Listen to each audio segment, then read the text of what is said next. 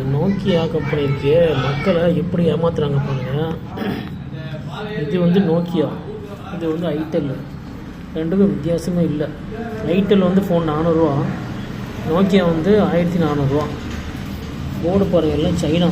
முதல்லாம் நோக்கியாவில் full and full ஸ்டிப்பாக தான் இருக்கும். அதாவது டைரெக்டாக கனெக்ட் பண்ணிக்கலாம். டிஸ்பிளே மாற்றுற மாதிரி இருந்தால் டைரெக்டாக கனெக்ட் பண்ணிக்கலாம். இப்போ பாருங்கள், இப்போல்லாம் சால்ட்ரிங் வந்துடுச்சு. சைனா போர்டு எல்லாமே சால்ட்ரிங். சைனா போர்டு எல்லாம் சால்ட்ரிங் டைப் தான். அதே மாதிரி நோக்கியா வந்துடுச்சு.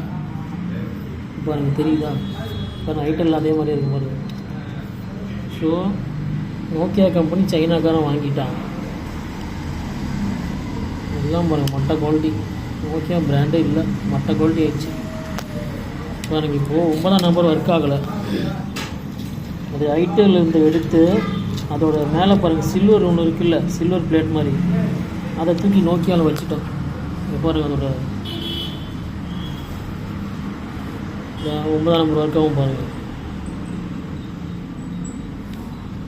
ஸோ நோக்கியா கம்பெனிக்காக நல்லா மக்களை ஏமாற்றிட்டு இருக்கோம்.